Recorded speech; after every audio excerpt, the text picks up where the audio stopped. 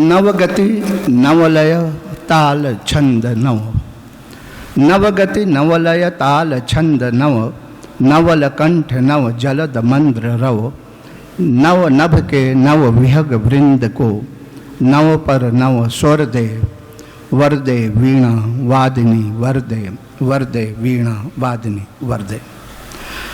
नमस्कार, आदाब। वीणावादिनी मां शारदा, वीणावादिनी मां शारदा, सुरलय का वरदान दो, सुरलय का वरदान दो, सुरलय का वरदान दो। वीणावादिनी मां शारदा, वीणावादिनी मां शारदा।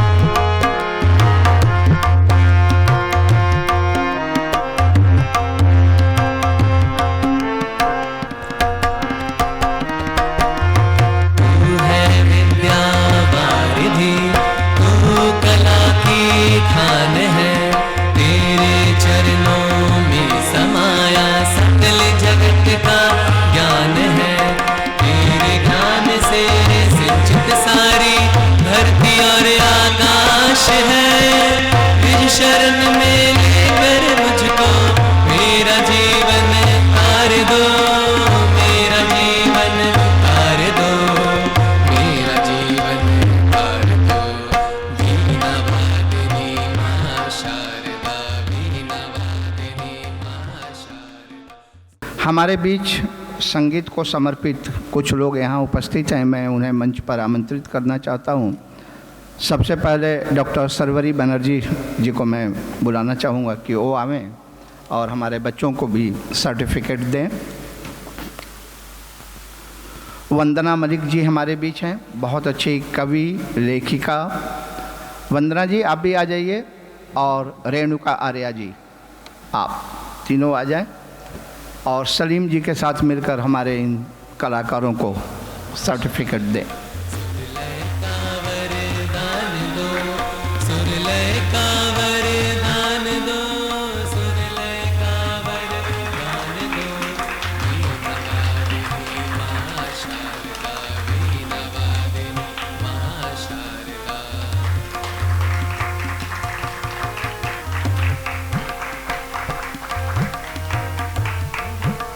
ठीक है, ये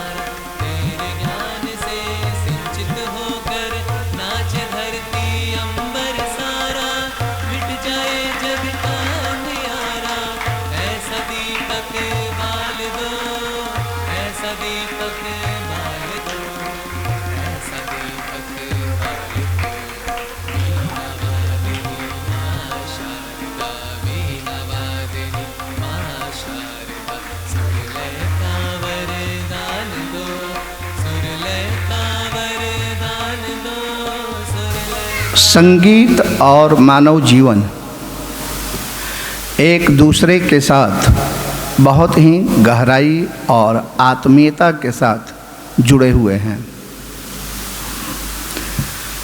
यह अलग बात है कि आज की युवा पीढ़ी में से कई लोग संगीत से, खास करके भारतीय शास्त्रीय संगीत से विमुख हो रहे हैं और दूसरी तरह के संगीत की ओर आकर्षित हो रहे हैं। लेकिन भारतीय शास्त्रीय संगीत की वह विशेषता है जिसने दुनिया भर के लोगों को अपनी ओर आकर्षित किया है। पंडित रविशंकर जैसे महान कलाकारों को विदेशों में लोकप्रियता दिलाने वाले जॉर्ज हैरिसन, एयुदी मेनुइन और जुबिन मेहता जैसे कलाकारों ने बार बार भारतीय संगीत की महानता को स्वीकारा है। जॉर्ज हैरिसन जो उनके मित्र थे, वे भारतीय संगीत की गहराई से इतने प्रभावित हुए कि बाद में पंडित रविशंकर के शिष्य बन गए। और जब वो पंडित रविशंकर से सीखते थे तो पंडित रविशंकर ऊंचे आसन पर बैठते थे, जॉर्ज हैरिसन नीचे दरी पर बैठते थे और उनका पैर छूकर फिर सीखना शुरू करते थे। ये भारतीय संगीत की महानता है जिससे हम और हमारे बच्चे दिन पर दिन अनजान होते जा रहे हैं। इसीलिए भारतीय संगीत का जीवन में क्या महत्व है, इस विषय को सलीम जी ने चुना है आज के सेमिनार के लिए। तो सबसे पहले मैं नीरज जी को आमंत्रित करता हूँ कि संक्षेप में अपनी बात यहाँ रखें, और फिर उसके बाद दयानंद जी, फिर जगबंधु जी और डॉक्टर सरवरी बनर्जी साहिबा। तो नीरज जी, सबसे पहले आपका स्वागत है तालियों के साथ। मंच पर बैठे सभी साथियों को और सामने बैठे सभी दो भाई बंधुओं को आज की शाम की बहुत बहुत शुभकामनाएं। जैसे कि आप और हम सब समझते हैं कि म्यूजिक और कला की अलग ही पहचान है। यदि हर चीज़ म्यूजिक से जुड़ी हुई है, चाहे कहीं पे भी चले जाओ, इसके बिना हमारा जीवन अधूरा है। आज के टाइम में चाहे सबसे पहले बच्चा जो 6 महीने का बच्चा यदि वो सीखता है तो म्यूजिक के थ्रू सीखता है। 6 महीने के बच्चे से कला से मतलब ये कि मोबाइल दे दो तो उसे म्यूजिक ही समझ में आता है कि म्यूजिक है क्या। सभी को नमस्कार। हमारे फिरदौस साहब को मैं नमन करता हूँ, जिनकी बदौलत ये जो संस्था दर्पण म्यूजिक सोसाइटी आज सलीम जी चला रहे हैं, तो आज मुझे मौका दिया है। वैसे मैं सामने की कतार में बैठता हूँ और आप सब लोगों को अपने कैमरे में कैच करता हूँ। तो आज का जो सब्जेक्ट है, मानव जीवन में संगीत का महत्व, एक बहुत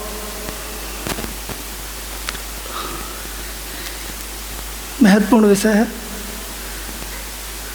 जैसा विजय शंकर जी ने बताया कि आज संगीत हमारे हॉल को देखकर ही पता चलता है कि हम लोग कितनी रुचि लेते हैं। अगर पंकज राज या किसी बड़े उसमें रॉक संगीत होता तो हम सड़क पर भी डांस कर रहे होते। जैसा नीरज जी ने कहा कि एक बच्चा भी संगीत को सुन के खुश होता है मोबाइल पर, तो ऐसे ही संगीत है।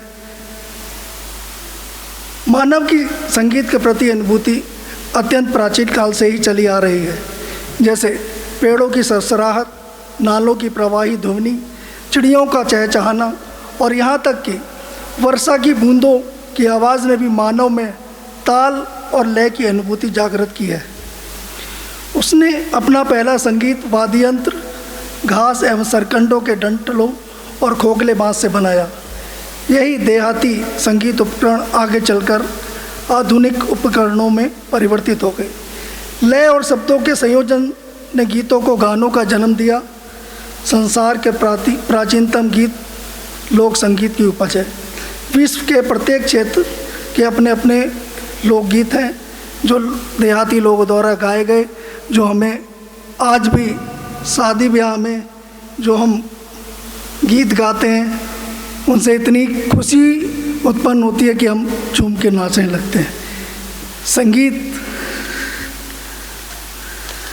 संगीत एक ऐसी ही मानव को शक्ति भी देता है और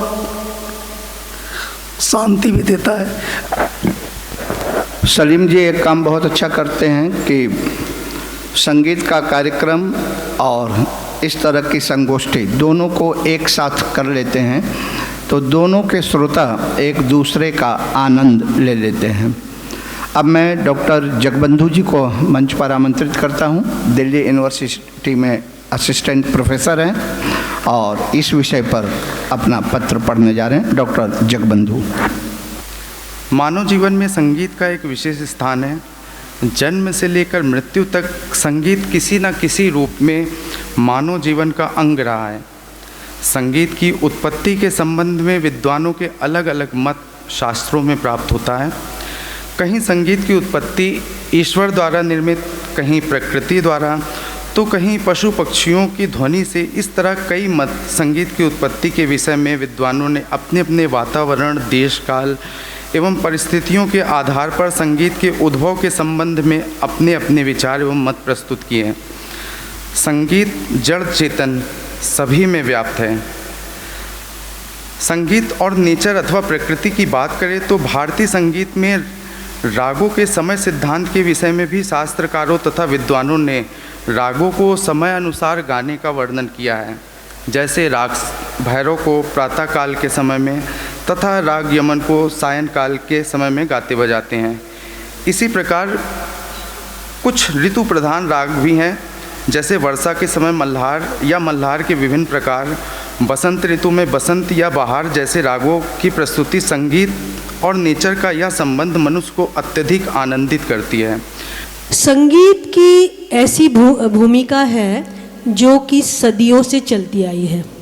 हम जानते हैं कि वैदिक युग में हड़प्पन या मोहनजोदारो कल्चर जो सिविलाइजेशन है, आप सब बच्चे पढ़ते हैं और बड़े भी उस पर बहुत शोध कार्य करते हैं। तो हड़प्पन मोहनजोदारो सिविलाइजेशन के टाइम पर भी क्या होता है कि संगीत तब से था, हमारे देश में था। हम जो वैदिक सामवेद संहिता पढ़ते हैं उससे हमको ये जानकारी मिलती है कि कुछ मंत्रों का उच्चारण होता था। अब हमारे पास ऐसा एविडेंस तो कुछ है नहीं, क्योंकि उस समय कोई इलेक्ट्रॉनिकली या रिकॉर्डिंग सिस्टम था नहीं। जो हमारे पुस्तकों में लिखी गई है और जो गुरुमुखी विद्या से एक जनरेशन से दूसरे जनरेशन को आई है, एक पीढ़ी से दूसरे पीढ़ी को आई है, तो ये सब हम एक अंदाज़ा लगाते हैं कि ऐसा था उस समय। और उसी को सोचिए, इतने साल हो गए हैं, 4000 साल हैं या 5000 साल हैं, उसका भी हमें एग्जैक्टली हम इस दिन तिथि को तय नहीं कर पाते हैं। पर आप सोच सकते हैं कि संगीत की परंपरा कब से चली आ रही है। इसका क्या कारण हो सकता है? हमारी प्रकृति में संगीत विद्यमान है। संगीत हमारे प्रकृति के हर कण में, कहते हैं ना, एक बांस के वन में चले गए, बांस जहाँ पे है और वहाँ से जो हवा गुजर रही है उससे कुछ कुछ अलग अलग ध्वनियाँ आ रही हैं कानों में। तो इसीलिए बांसुरी का जन्म हो गया उस बांस से जो छिद्र हैं उसमें से हवा आई और अलग अलग ध्वनियाँ कानों को मनमोहक लगी, और बांसुरी जब बोल पड़ी तो सब वो संगीत बन गया। बृहदेशी में मतंग मुनि जी ने क्या बोला है? जो कानों को प्रिय लगे वो ही संगीत है।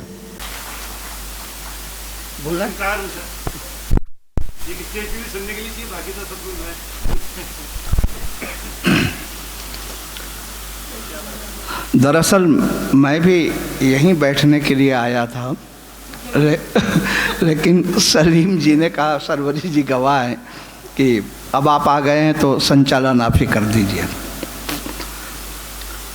सरवरी जी की बातें आपने सुनी, कितने गंभीर मुद्दों को उन्होंने उठाया, और अब मुझे भी थोड़ा सा बोलना है, हाजिरी लगानी है।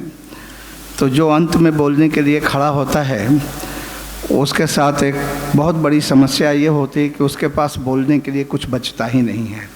बाकी वक्ता पहले सब कुछ कह चुके होते हैं, लेकिन थोड़ा सा बोलूँगा और बीच बीच में कहीं कहीं चीज़ें कटेंगी, क्योंकि शॉर्ट भी करता जाऊँगा। समय थोड़ा ज़्यादा हो गया है, 6 बजे मुझे ये सेशन ख़त्म करना था और 6:15 हो चुके हैं। और जो कहा जा चुका है उसको मैं अपने पेज से हटा दूंगा।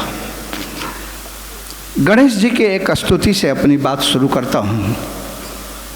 मुझे कई गणेश स्तुतियाँ याद हैं, गणेश पुराण याद हैं, लेकिन इस स्तुति का एक महत्व यह है कि इसे जनाब नज़ीर अकबराबादी जी ने लिखा है, इसलिए यहाँ से मैं अपनी बात शुरू करता हूँ। अव्वल तो दिल में कीजिए पूजन गणेश जी, स्तुति फिर भी बखानिए धन धन गणेश जी। भक्तों को अपने देते हैं दर्शन गणेश जी, हर आन धान दीजिए सुमिरन गणेश जी। बहुत बड़ी ये कविता है, मैं इसके कुछ पंक्तियाँ लेकर आया हूँ। जो जो शरण में आया है कीन्हा उसे सनाथ, भव सिंधु से उबारा है दम में पकड़ के हाथ। यह दिल में ठान अपने और छोड़ सब का हाथ, तू भी नज़ीर चरणों में अपना झुका के माथ। हर आन धान दीजिए सुमिरन गणेश जी, देवेंगे रिद्ध सिद्धि और अनधन गणेश जी। नज़ीर अकबराबादी जी ने गणेश स्तुति लिखी। जैसा कि हम सब जानते हैं, संगीत एक कला है, सर्वश्रेष्ठ ललित कला। विज्ञान है, विद्या है, शास्त्र है, योग है, दर्शन है, जीविका का उपार्जन भी है और चिकित्सा पद्धति भी। इसलिए यह हर समय हर इंसान से किसी न किसी रूप में जुड़ा रहता है, कभी किसी रूप में तो कभी किसी रूप में। संगीत के आविष्कार के विषय में विभिन्न ग्रंथों में कई तरह की कथाएं प्रचलित हैं। एक कथा यह है कि मैं बहुत शॉर्ट में चीज़ों को काटते हुए बोल रहा हूँ कि जब ब्रह्मा जी ने देखा कि धरती पर इंसान नाना प्रकार के दुखों से पीड़ित है, तो उन्होंने ऋग्वेद से पाठ, सामवेद से गायन, यजुर्वेद से अभिनय और अथर्ववेद से रस का संचयन करके पंचम वेद के रूप में नाट्य वेद की रचना की। उद्देश्य था मनुष्य को आत्मिक, बौद्धिक और मानसिक आनंद देना। इसलिए मैं जब कई बार देखता हूँ कुछ कलाकारों को कि ऐसी बंदिशें शुरू कर देते हैं कि साथी कलाकार तबला वादक परेशान हो जाए, उसको सम न मिले, या दूसरों को चमत्कृत करने की कोशिश करते हैं, तो मैं उनको ये सुझाव देना चाहता हूँ कि सबसे पहले अपने संगीत से आप खुद आनंदित होइए, और जब आप आनंदित होंगे तो आप दूसरों को आनंदित कर पाएंगे। किसी को तकलीफ देने के लिए इस कला का उपयोग न करें। आप अपने शुभ हाथों से श्री नीरज अग्रवाल जी को सम्मानित करें।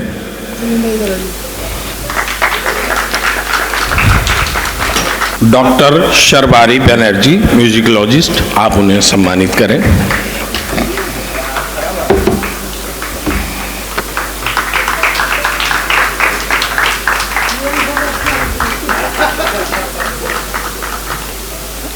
श्री दयानंद कोहली जी को सम्मानित करें।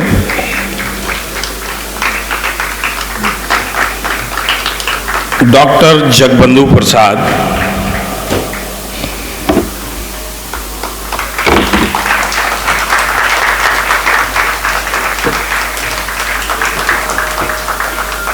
तो मैं डॉक्टर शर्बारी जी से अनुरोध करूंगा कि वो पंडित विजय शंकर मिश्रा जी को सम्मानित करें, क्योंकि मैं इस लायक नहीं हूं।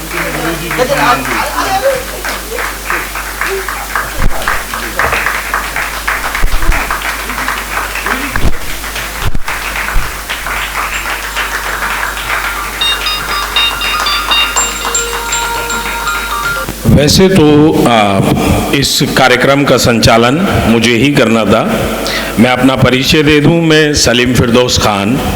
दर्पण म्यूजिक सोसाइटी का ये जो कार्यक्रम है, वो कार्यक्रम हम सभी लोग आप लोगों के बीच में लेके आते हैं, मगर कुछ कारणों से जब मैंने ये देखा कि मेरे पिता के प्रमुख दोस्त और मेरे गुरु समान पंडित विजय शंकर मिश्रा यहाँ पर हैं, तो मैं ये कार्यक्रम उन्हीं से संचालित कराना चाह रहा था। कार्यक्रम को शुरू करते हुए सबसे पहले मैं पंडित विजय शंकर मिश्रा जी से अनुरोध करूंगा कि उस्ताद फिरदौस खान साहब की फोटो पे माल्यार्पण करें और इस कार्यक्रम की शुरुआत करें। जश्न फिरदौस ये कार्यक्रम उस्ताद फिरदौस अहमद खान साहब की याद में नहीं, उन्हीं के लिए बनाया गया एक कार्यक्रम है। क्योंकि किसी भी स्मृति को अगर हम करते हैं तो वो स्मृति चिन्ह बन के रह जाता है, मगर उस्ताद फिरदौस खान साहब ने अपनी तमाम जिंदगी युवा कलाकारों के लिए काम किया, उन कलाकारों को आगे बढ़ाया और उसी उद्देश्य को दर्पण म्यूजिक सोसाइटी आगे ले जा रही है। कोई भी युवा कलाकार अगर वो उसके अंदर ये क्षमता है कि वो स्टेज पे आना चाहता है, यहाँ किसी भी राजनीतिक दबाव या किसी भी दबाव के बिना हम उसकी प्रतिभा को देखते हैं और देखने के बाद में उसको मंच प्रदान करते हैं और साथ ही देश के विख्यात कलाकारों से अनुरोध करते हैं कि वो हमारे कार्यक्रमों में आए और अपनी कला का प्रदर्शन करें, जिससे कि आने वाली युवा पीढ़ी को ये कला समर्पित की जा सके। पंडित विजय शंकर मिश्र जी से।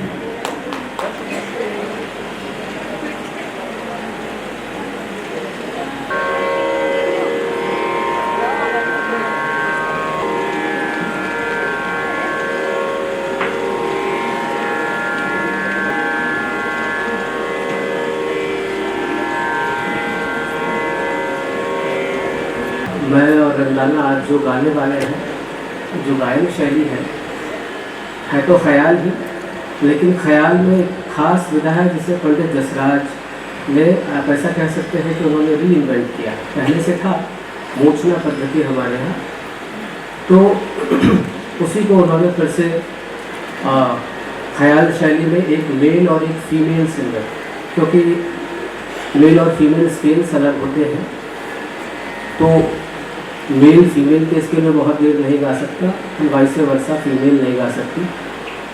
तो उसके लिए उन्होंने मूर्छना पद्धति पर एक गायन शैली निकाली जिसका नाम दिया उन्होंने जसरंगी।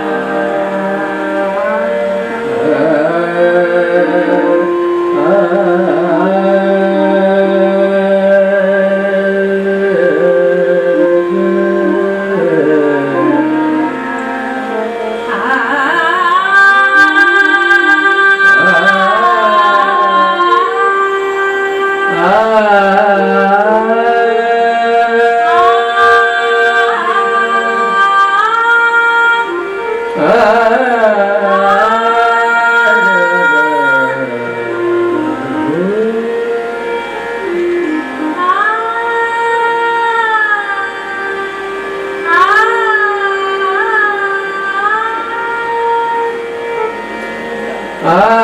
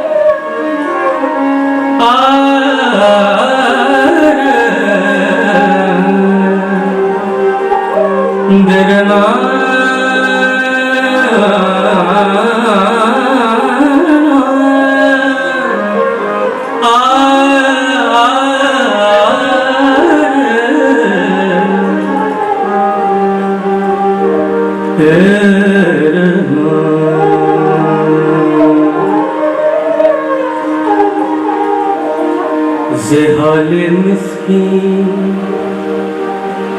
मकुंत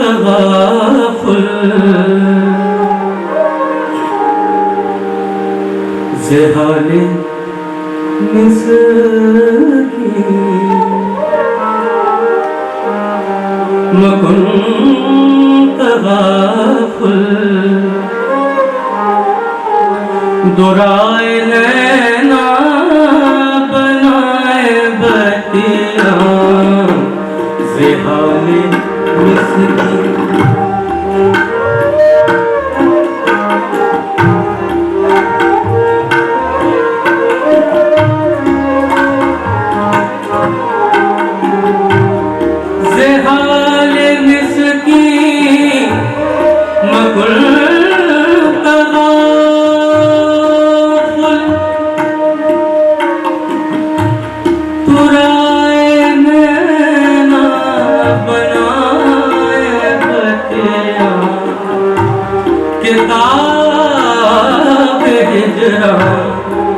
नगार मैं जान किताब हिजरा नगार मैं जान नले हो काए लगाए छतिया ज़हाले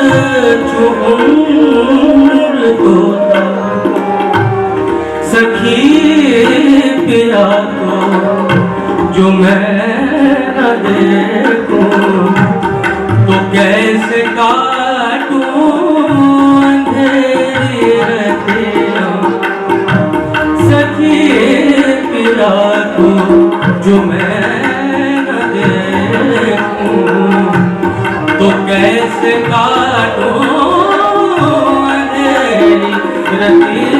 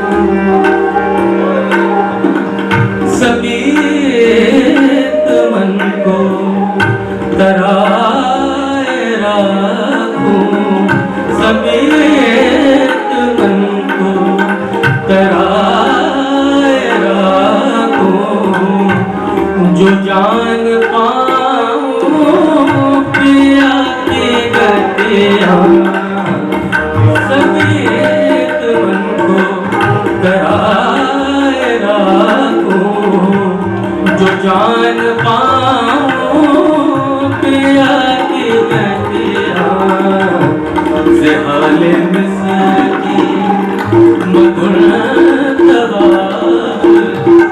दोराए नैना बनाए बतिया किताब हिजरा नगार में नले हो गाए लगाए छतिया से हाले मिसकी मधुर दोराए